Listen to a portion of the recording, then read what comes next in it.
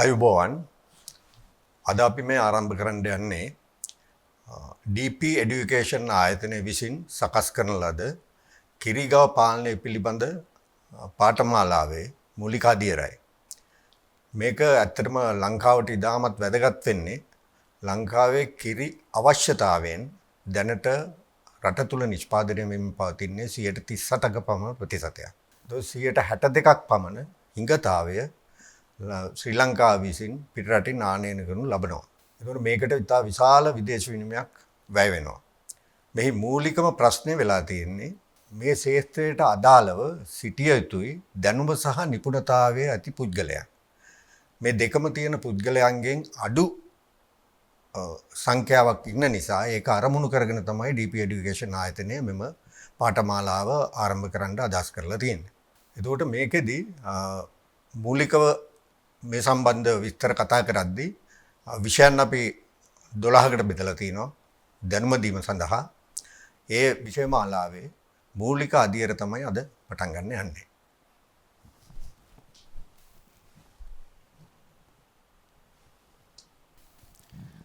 දැන් මේකේ මූලික හැඳින්වීමක් කිරීමේදී අපිට පෙනී යනවා මේ දාලා තියෙන විස්තර අනුව ගව පාලනයේදී මූලිකව අපි ගවයන් කොටස් දෙකකට වර්ග කරනවා.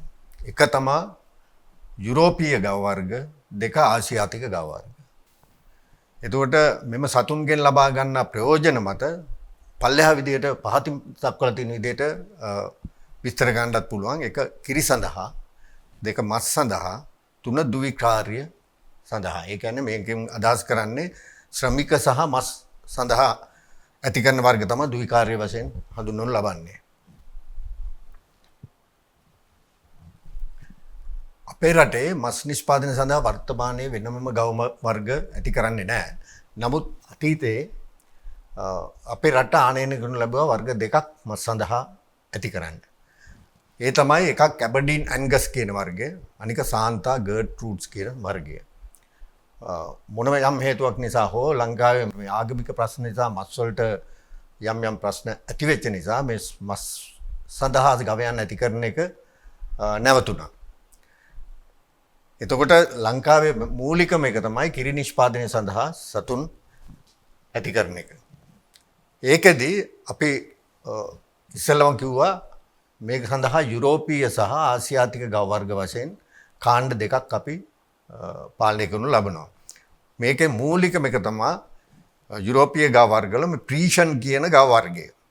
මේකදී ඔයාලට පේනවා ඇති මේ දාලා තියෙන රූපරාමව තුල ඒ ෆ්‍රීෂන් වර්ගයේ ගවයෙක් කළු සුදු වර්ණයෙන් යුත් ප්‍රීෂන් වර්ගයේ කිරි නිෂ්පාදනය සඳහා ඇති කරනු ලබ ගවයෙක්. මේ වර්ගය ඇත්තටම මූලිකව ආරම්භ කරුණේ නෙදර්ලන්තයෙන්.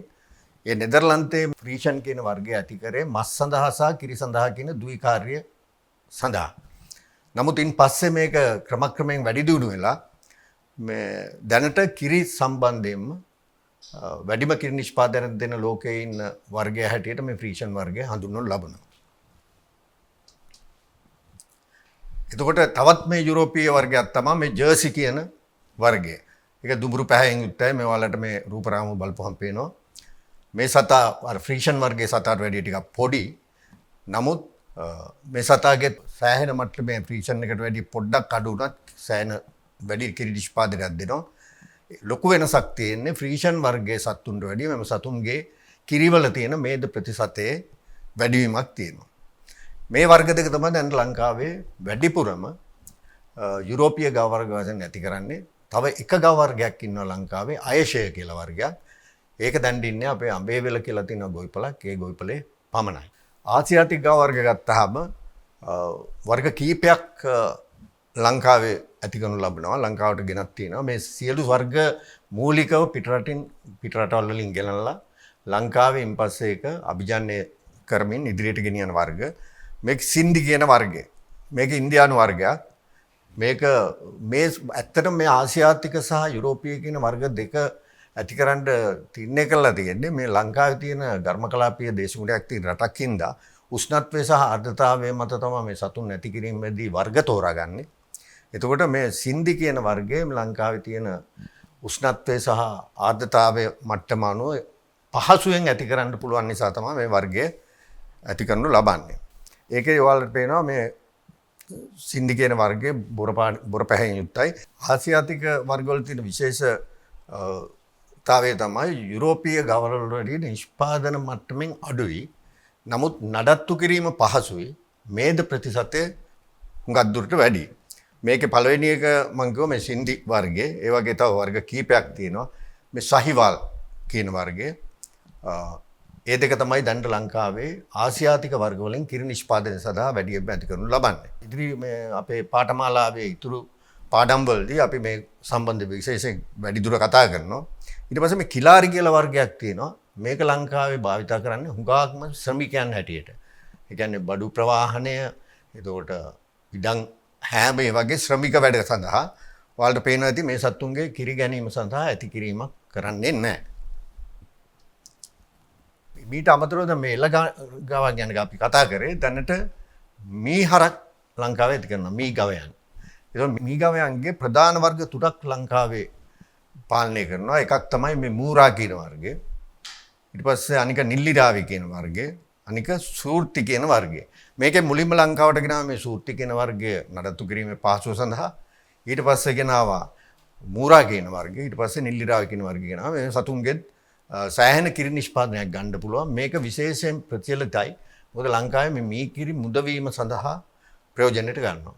එතකොට මේ මී කිරි සඳහා මේ වර්ග තුන තමයි ඇති කරන්නේ. මෙම සතුන්ගේ සාමාන්‍ය ලීටර් 9ක 10ක වගේ දවසක නිෂ්පාදනයක් ලබා ගන්න පුළුවන්. මේ කිරිගව පාලනයේදී දැන් මූලිකව සතෙක් ගැබ් ගැනීමෙන් පස්සේ නියමිත ගැබ් කාලයේ අවසානයේ වීමෙන් අනතුරුව පැටවෙක් ප්‍රසූත කරනවා. එතකොට එම අවස්ථාව වන විට මව් සතාගේ බුරුල්ලේ කිරි නිෂ්පාදනය ආරම්භ වෙනවා. බුරුල්ලේ මේක වෙන්නේ මේ බුරුල්ලේ ඇති සෛල හරහා රුධිරය සංසරණය වීම තුලින්. මේ කියන්නේ අපි සාමාන්‍ය කතාවට කියනවා මේ ලේ කිරි බවට පරිවර්තනය කරනවා කියලා. ශරීරයේ තියෙන ලේ බුරුල්ලේ තියෙන සෛල හරහා ගමන් කිරීම මගින් එම ලේ කිරි බවට පරිවර්තනය කරනවා. මේකෙදී සාමාන්‍ය හොයාගෙන තියෙනවා රුධිරය ලීටර් 500ක් මේ සෛල හරහා ගමන් කිරීමෙන් එක කිරි ලීටරයක් නිෂ්පාදනය වෙනවයි කියන එක. මෙම කිරි නිපදවන්නේ ඇත්තටම තමන් පැටියට. මේක මේ අපිට බොණ්ඩ නිෂ්පාදනය කරන එකක් නෙමෙයි. මූලිකව මේක ආරම්භ වුණේ මේ ඕනම සතෙක්ගේ මේ කිරි නිෂ්පාදනය වෙන්නේ මව් සතා තුලින් ඒ අවශ්‍ය පැටියට. එතකොට මේකෙදි මම ඊළඟ මේකෙදි විස්තර ගන්නම්. මේ තියෙන්නේ ඔයාලට බුරුල්ලේ ව්‍යුහයක්. ඔයාලට ඒක පැහැදිලිව පේනවා ඇති. මේ බුරුල්ලේ ව්‍යුහයේදී මේක ඉංග්‍රීසි භාෂාවෙන් තමයි මේ වචන දාලා තියෙන්නේ. මේ ඇල්වොලි කියලා තියෙනවා. ඒවා තමයි ශෛල. මෙන්න මේ ශෛල හරහා රුධිරය ගමන් කිරීමේදී තමයි ඒවා ලේ කිරි වලට පරිවර්තනය වෙන්නේ. ඊට පස්සේ තියෙනවා මේක මේ ඇල්වොලි සෙල්ස් වල ඒ කියන්නේ ඇල්වොලි ශෛල වල නිපද වෙන කිරි ඊට පස්සේ තියෙනවා මේ ඩක් කියලා එකක් තියෙනවා. මේකේ පල්ලෙහායින් ඒ ඩක් එකට එනවා. මේකේ තියෙන කිරි අපිට මේ ටීට් සිස්ටම් කියලා එකක් තියෙනවා. ඊට පස්සේ කිරි නාලයක් තියෙනවා. මේ ටීට් සිස්ටම් එක හරහා අපි කිරි ටික එළියට ගැනීම තමයි කරන්නේ.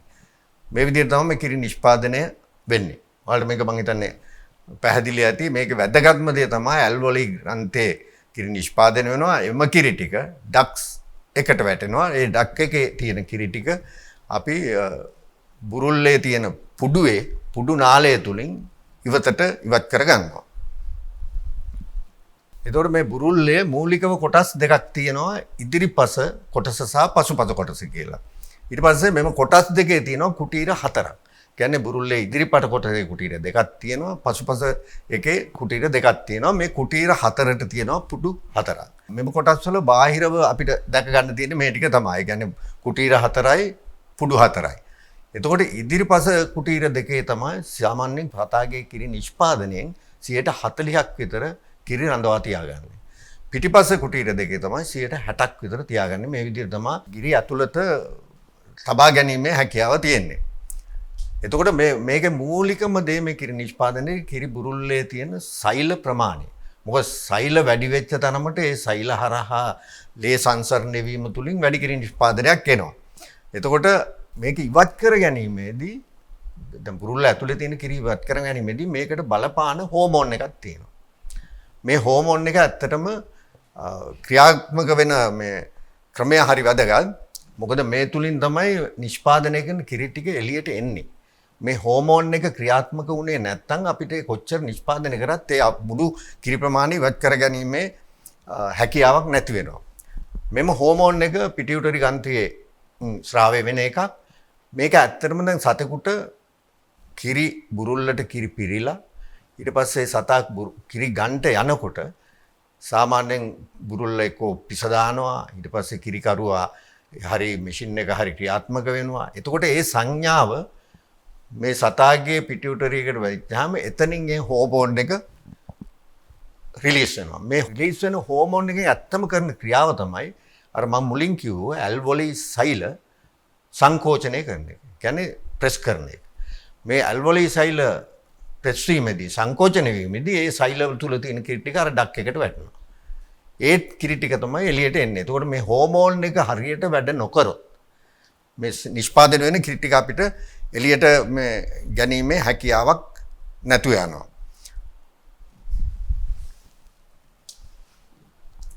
එතකොට අපි දැන් මේ කිරි නිෂ්පාදනය වෙන ක්‍රමයක් ඊට පස්සේ මේ කිරි ටික එළියට ගැනීමේදී දොවා ගැනීමේදී වැදගත් වෙන ක්‍රියාමාර්ගයත් අපි කතා කරා. මේකෙදී ඊට පස්සේ අපි කිරි මේ මූලිකව කියනවා දැන් මේ මුල් කිරි කිරි දෙක කොටස් දෙකකට බෙදෙනවා. එකක් තමයි මුල් කිරි, අනිත් එක සාමාන්‍ය කිරි. මේ මුල් කිරි කියන්නේ ඇත්ත වශයෙන්ම මේ පැටියට දිය යුතු දෙයක්. මේක අපිට බීමට ගැනීමක් කරන්නේ නැහැ. සමහර අය නම් ඒක බීමට ගන්නවා එක නිෂ්පාදනය කරලා. නමුත් පොදුවේ ඒක කිරීම කරන්නේ නැහැ. ඒතකොට මේ මුල් කිරි වල ඔයාලට පුළුවන් මේ කිරි සංයුතිය කියන එක බලපුවාම මේකේ ජලය, මේදේ, ප්‍රෝටීන්, සීනි, ඛනිජ කියන කොටස් පහක් වෙන් කරලා තියෙනවා. මේ මුල් කිරි වල උපතේදී පේනවා මේ ජලයේ තියෙන 66.4යි. මේක දවස් 4ක් ගියාට පස්සේ 87යි දෙකට වැඩි වෙනවා ජල ප්‍රතිශතය. මේදේ කියන එක මුලින් 6.5යි. මේක දවස් 4කින් පස්සේ 3.7ට අඩු වෙනවා. ප්‍රෝටීන් ප්‍රතිශතය මේක තමයි ඉතාම වැදගත් එක. ප්‍රෝටීන් ප්‍රතිශතය උපතේදී 23.7යි. මේක දවස් 4ක් ගියාම 3.5ට අඩු වෙනවා. ඒතකොට සීනි ප්‍රතිශතය 2.1යි. ඒක දවස් 4කදී 4.8ට වැඩි වෙනවා. ඛනිජත් 1.4ක් තියෙනවා වැඩි ප්‍රතිශතයක් මූලිකව. ඊට පස්සේ ඒක 0.9ට අඩු වෙනවා. මොකද මේකෙන් ඔයාලට පැහැදිලි වෙනවා මුල් කිරි කියන එක මූලික දවස් 4 කියලා තමයි හඳුන්වන්නේ. හැබැයි සමහර සතුන්ගේ ඇත්තටම දවස් 3කින් මේ මුල් කිරි නැතුව සාමාන්‍ය කිරි තත්ත්වයටපත් වෙනවා. එතකොට මේ මුල් කිරි වලින් එකක් තමයි මේ පැටියට පෝෂණයේ වැදගත්කම. කියන්නේ 23.7ක් ප්‍රෝටීන් තියෙන, 1.4ක් වැඩි ඛනිජ ප්‍රතිශතයක් තියෙන, 6.5ක මේද ප්‍රතිශතයක් තියෙන වැඩි පෝෂණයක් තියෙන කිරි උපතේදී පැටවට ලබා දීම. එතකොට දෙවැනි එක තමයි මේ කිරි තුලින් මේ මුල් කිරි කියන එක තුලින් මමු දෙනගේ ප්‍රතිශක්තිකරණය ඉමුනිටි කියන එක මේ පැටවට ලැබෙනවා. එතකොට මේ පළවෙනි දවස් 4 අපේ පරිභෝජනයට ගන්න 4 හෝ 3 ඒක පැටියටමයි. ඒ පැටියට උපතේ සිට මේ මුල් කිරි දීමද පළවෙනි දවස් 4 ඉතාම වැදගත්. මොකද ඒකෙන් මේ ප්‍රතිශක්තිකරණය සහ මේ වැඩි පෝෂණය ලැබෙන නිසා.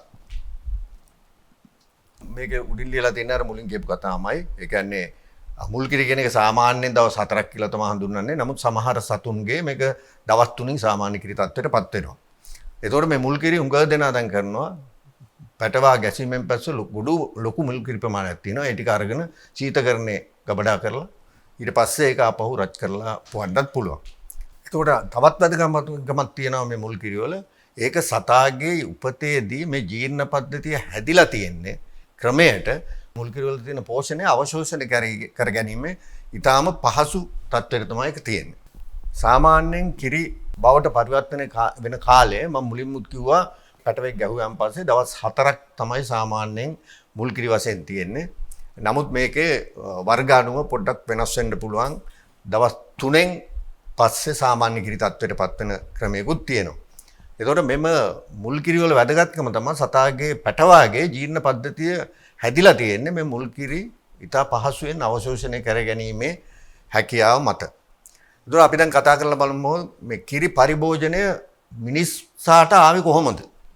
අද විවිධ රටවල විවිධ වකවාණු වල ආහාර හිගතාවයන් වලදී මිනිස්සු උත්සාහ කරලා බැලුවා මේ සතුන්ගේ කිරි බොන්න. මේ හරක් විතර නෙවෙයි හරකුන්ගේ ඔටුවෝ ඉන්න රටවල ඔටුවන්ගේ ඒ වගේ කිරි බොන්න. එළුවන්ගේ. එතකොට මේකෙදි මිනිස්සු තේරුම් ගත්තා මේක බොහොම ප්‍රණීත රසයෙන් යුක්තයි. අනිත් ඇඟටත් ටිකක් හොඳ ශක්තියක් එනවා. ඒ කියන්නේ ගුණයෙන් හොඳයි.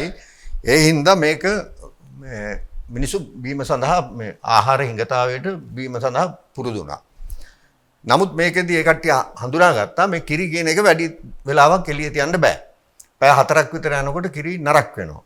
ඒ හින්දා මිනිස්සු ඒ ගන්න කිරි විවිධ නිෂ්පාදන සඳහාත් යොදාගත්තා. මේ විදිහට තමයි මේ මිනිස්සු කිරි පරිභෝජනයට පුරුදුනේ.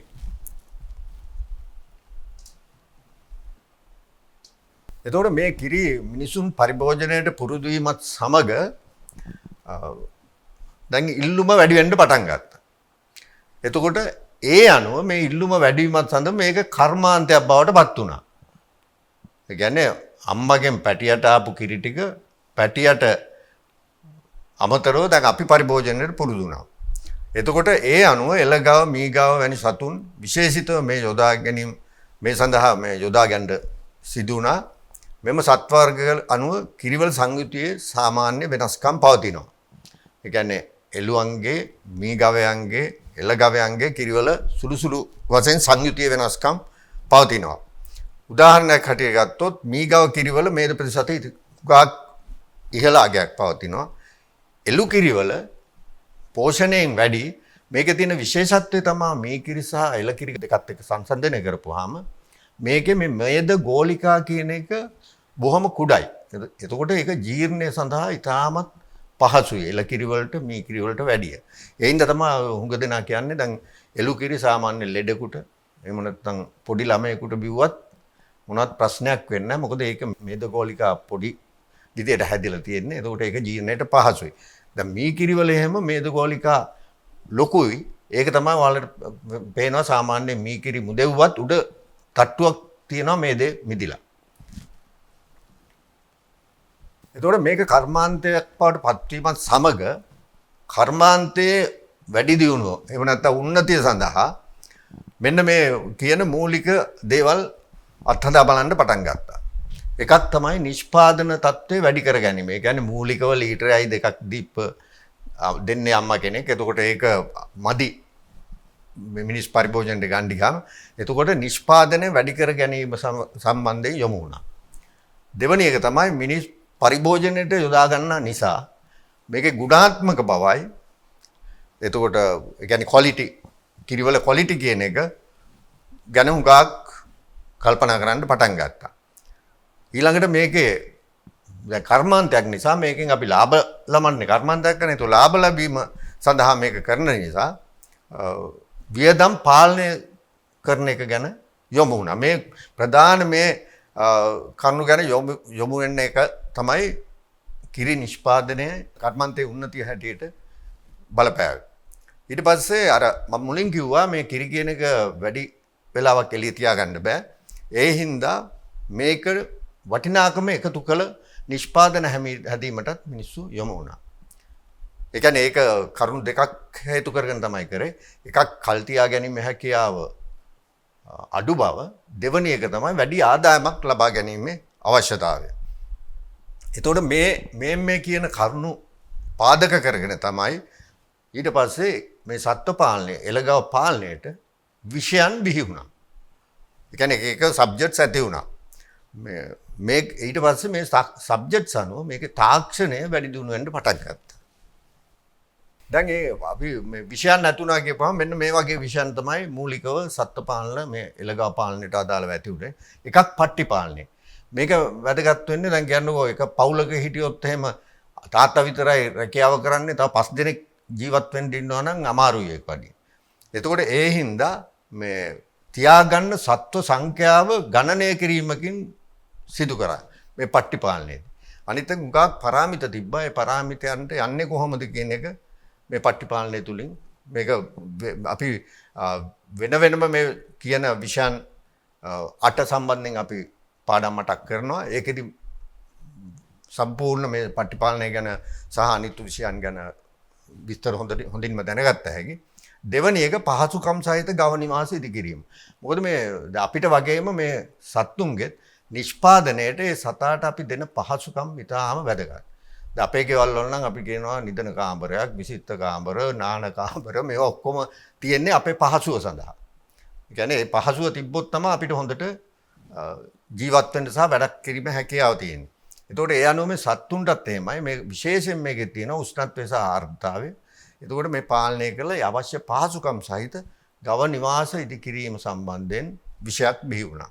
ඊට පස්සේ ජානමය හැකියාව වැඩි දියුණු කිරීම. ඒ කියන්නේ ජෙනටික් ඉම්ප්‍රූව්මන්ට්. දැන් මම කිව්වා මූලිකව මේ සතෙක් ලීටර් පැටියට අවශ්‍ය කින්නේ දුන්නේ ලීටර් 2ක් 3ක්. ඒකෝර මේක දැන් වැඩි කර ගැනීම සඳහා කොහොමද අපි මේක ජානමය වැඩි දියුණු කිරීමක් කරන්නේ? ජෙනටික් ඉම්ප්‍රූව්මන්ට් එකක් කරන්නේ. මේ විෂය ඇති වුණා.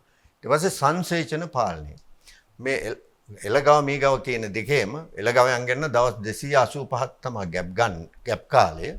ඊට පස්සේ මේ සතාව මේ ඕනෑ වෙලාවක සංසේචනයක් කරන්න බෑ. මේ සත්තු මද ලකුණු පෙන්නනවා දවස් 21න් 21කට. අන්නේ මද ලකුණු අවස්ථාවේ විතරයි සංසේචනය කරගත හැක්කේ. ඒක සංසේචනයක් කරොත් තමයි ගැප් ගන්නෙ. ගැප් ගත්තොත් තමයි පැටවල ලැබෙන්නේ. පැටවල ලැබුණොත් තමයි කිරි දෙන්නේ. ඒ හින්දා මේ සංසේචන පාලනය අන්තිම වැදගත්. අවුරුද්දකට එක පැටියෙක් ලබා ගැනීමේ ක්‍රමයේ උදෙසා දවස් 285ක් ගැප් කාලය. එතකොට මාස 2ක් විතර වියලි කාලය. එතකොට අවුරුද්දට එක පැටියෙක් ලබා ගැනීමේ ක්‍රමය. එතකොට සත්ව පෝෂණය මේ නිෂ්පාදනය දෙන්නේ මේ සතා. ඒ සතාට අවශ්‍ය සියලුම පෝෂණ අංගයන් සම්පූර්ණ වුණොත්. පෝෂණය નિયમિત පරිදි ලැබුණ නැත්නම් අපිට අවශ්‍ය කොච්චර නිෂ්පාදන හැකියාව සති සතෙක් වුණත් මොන නිවාස පහසුකම් දීලා තිබ්බත් අපේ පෝෂණය ඒ සතාට අවශ්‍ය විදිහට දුන්නේ නැත්නම් අපිට උගේ නිෂ්පාදන හැකියාව ලබා ගැනීමට හැකි තත්ත්වයක් උදා වෙන්නේ නැහැ. ඊට පස්සේ පිරිසිදු කිරී නිෂ්පාදනය. දැන් මේකෙදි මූලිකව මිනිස්සු පැටවා උරා බිව්වා. ඊට පස්සේ අතින් කිරි ගත්තා. ඊට පස්සේ පෝටබල් මැෂින් කියලා වර්ගයක් බිහි වුණා. ඒක එක සතෙක්ගේ පමණක් ගන්න පුළුවන්. ඊට පස්සේ සත්තු කීපයක ගන්න පුළුවන් පයිප්ලයින් කියලා පයිප් ලයින් කිරි මැෂින් බිහි වුණා. ඊට පස්සේ හෙරින් බෝන් කියලා පාල ටයිප් මිල්කින් මැෂින් බිහි වුණා. ඊට පස්සේ මේක ආවා රොටරි පාලර් කියලා තව එකක්. දැන් වර්තමානයේ රෝබොටෙක් මිල්කින් මැෂින් දක්වා මේ විෂය දියුණු වෙලා තියෙනවා. ඒ වගේ තමයි මේක අර විෂයන් ගැන කතා කරද්දී මේ හැම එකෙම කොහොමද දියුණුනේ මුලින් තිබ්බේ කොහොමද කියන එක අපිට සවිස්තරව සාකච්ඡා කරන්න පුළුවන්. එතකොට මේ මැෂින් වලට ආවේ මොකද අතින් කිරි ගැනීමෙන්දී අපිට ඒක ක්වොලිටි එක ගැන අපිට හරි නිශ්චිත අවබෝධයක් ගන්න බෑ. මොකද අතින් දෝනවා මිනිසුන්ගේ අත් පිරිසිදු නැද්ද ගන්න. ඒ හින්දා මේ තමයි මේ මැෂින් වලින් ගද්දී ඒ ප්‍රශ්නේ එන්නේ නැහැ. බොහොම පිරිසිදු කිරි නිෂ්පාදනයක් එනවා. එතකොට අපේ පරිභෝජනයේදී කිසිම ප්‍රශ්නයක් නැහැ. ඊට පස්සේ සත්ත්ව සෞඛ්‍ය. සතෙක් ලෙඩ වුණොත්, අසනීප වුණොත් මේ සතාගේ කිරි නිෂ්පාදනය අඩු වෙනවා. එතකොට අපි සත්ත්ව සෞඛ්‍ය ගැන මන අවබෝධයකින් කටයුතු කරන්න ඕන. එතකොට ඒ අනුව තමයි අපිට නියම නිෂ්පාදනය ලබා ගන්න වෙන්නේ. ඒ හින්දා සත්ත්ව සෞඛ්‍ය සම්බන්ධයෙන් අවසානයේ මුලින් කියපු කරුණු 7 හරියාකාරව කරොත් ඊට පස්සේ ගිනුම් කරන්නේ ඒ කියන්නේ වැඩි ලාභ ප්‍රතිශතයක් ලබා ගත හැකියි. මේක තමයි මේ කර්මාන්තය ඇතිවීමත් සමග විෂයන් බිහි වුණේ කොහොමද? මේ විෂයන් එකින් එක දියුණු වෙච්ච ආකාරය අපි විෂයන් සම්බන්ධව පාඩම් කරද්දී කතා කරමු. දැන් ඊට පස්සේ අපි මේකේ තියෙනවා සාමාන්‍ය මව් දෙනා පැටවුන් වෙනුවෙන් නිෂ්පාදනය කරන්නේ එක සතෙක්ගේ පැටියාගේ බර කිලෝග්‍රෑම් 10ක් බර නම් ඒකට එක කිරි ලීටරයක් තමයි පෝෂණය සඳහා ලබා දෙන්නේ. ඒ කියන්නේ සාමාන්‍ය පැටියෙක්ගේ බර කිලෝ 35ක් නම් මේ ෆ්‍රීෂන් කියන වර්ගයේ 35 42 අතර පැටවු ලැබෙන උපතේදී. ඒක 35ක් නම් මේ සතාට කිරි ලීටර 3.5ක් විතර දවසේ පෝෂණය සඳහා දෙන්න ඕනේ. ඊට පස්සේ බර වැඩිවීමත් සමග මේක අර කිලෝ 10ට ලීටරයේ ප්‍රතිශතය අනුව වෙනස් වෙනවා. නමුත් මේ ඉහත අපි කතා කරපු විෂයන් 7 කියන්නේ ගිණුම්කරණය ඒක අදාළ නැහැ. මේකට තියෙන තාක්ෂණ විෂයන් 7 කරන ලද පර්යේෂණ අනුව දැන් සමහර රටවල ලීටර් 80 100 නිෂ්පාදනය කරන සත්තු බිහි කරලා තියෙනවා. මොකද මේක පටන් ගත්තේ ලීටර් 3න් පැටියට අවශ්‍ය 2.5න් 3න් මිනිසුන්ගේ පරිභෝජනයට අවශ්‍ය නිසා වැඩි නිෂ්පාදනයක් දෙන සත්තු බිහි කරලා මේ විෂයන් බිහි කරලා මේ විෂයන් අනුව තාක්ෂණය දියුණු කරලා දැන් ලීටර් 80ක් 100ක් දෙන සත්තු ඉන්නවා. එතකොට වැදගත්ම දේ තමයි දැන් මේ පැටියට දෙන නිෂ්පාදනය කරපු කිරි දැන් පැටියට කඳුලක්වත් දෙන්න යුරෝපීය රටවල. ඒ පැටියව පෝෂණය කරන්න වෙනම පිටිකිරි වර්ගයක් හදනවා මුල් කිරි වලට ආදේශිකව. ඒකට කියනවා මිල්ක් රීප්ලේසර් කියලා. ඒ මිල්ක් රීප්ලේසර් එක ෆීඩ් කරලා තමයි පැටියව පෝෂණය කරන්නේ.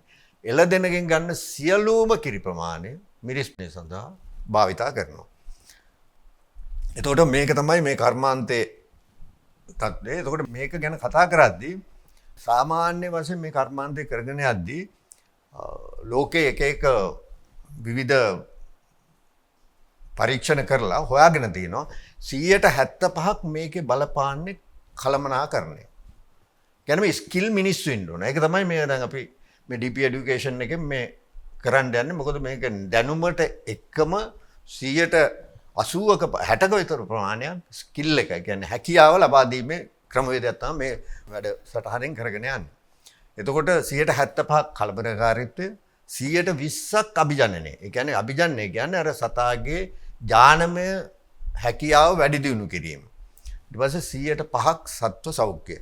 දැන් ඔයාලට පේනවා ඇති මේකෙන් මේකේ වැදගත්ම දේ තියෙන්නේ කළමනාකරණය. කළමනාකරණය සඳහා දැනුම සහ හැකියාවෙන් යුතු පුද්ගලයන් සිටීම මෙම ශාස්ත්‍රයේ ඉතාමත් වැදගත් දෙයක්. එතකොට මේකදී මම මේ යටින් පෙන්නලා තියෙන්නේ 140යි දැනුම 160ක් හැකියාව තියෙනවා. මේ නිකන් පොතේ දැනුමෙන් මේ හරක් බලන එක කරන්න බෑ කොටින්ම මේ ගව පාලනය කියන එකට වැඩියෙන්ම තියෙන්න ඕන හැකියාව කියන එක. දැන් අපි මූලික හැඳින්වීම මේ පාඨමාලාව සම්බන්ධයෙන් අපි කරා මේ කිරිගව පාලනය ඇති වුණේ කොහොමද මේකේ යථාර්ථය මොකද්ද දැනට පවතින තත්ත්වය මොකද්ද මේ වගේ ඊට පස්සේ මේ සම්බන්ධයෙන් බිහි වෙච්ච විෂයන් මොනවද? එතකොට මේවා ඉදිරියේදී අපි ඉදිරි පාඩම් වලදී මේ විෂයන් පටන් ගත්තේ කොහොමද එකින් එකට දියුණු වෙලා අද වර්තමානයේ කොච්චර තාක්ෂණය අතින් දියුණුද කියන එකට ඔයාලට දැනගන්න පුළුවන්. මේකේ තව එක වැදගත් දෙයක් තියෙනවා මේ මම අර කිරි නිෂ්පාදනය කිරි කියන එක වැඩි වේලාවක් එළියේ තියන්න බෑ නරක වෙනවා කිව්වා. ඒ හින්දා තමයි දැන් ලෝකෙ හුඟක් රටවල් වල මේ කිරි අරගෙන ස්ප්‍රේ ඩ්‍රයි ඒ කියන්නේ විසිරුම් වියලි කිරීම කරලා මේකෙන් කිරි පිටි නිෂ්පාදනය කරනවා. මේක මම හිතන්නේ යුරෝපීය රටවල නම් මේක භාවිතා කරන්නම නෑ. හුඟ භාවිතා කරන්නේ එළ කිරි. ඒ කියන්නේ තනිකර ලික්විඩ් මිල්ක්. නමුත් අපේ වගේ රටවල පහසුව සඳහා ඒ කියන්නේ ලංකාවේ නිෂ්පාදනයේ මදි නිසා අපි උගාත් දුරට දැන් පිටිකිරි භාවිතය සඳහා පුරුදු වෙලා තියෙනවා. මම හිතන්නේ ඉදිරි විෂයන් අපි එකින් එකට ඉදිරි විෂයන් සම්බන්ධව කතා කිරීමේදී ඉතුරු විස්තර කතා කරනවා. මේ හැඳින්වීම මම හිතන්නේ මෙතනින් අපි අවසන් කරන්න බලාපොරොත්තු වෙනවා.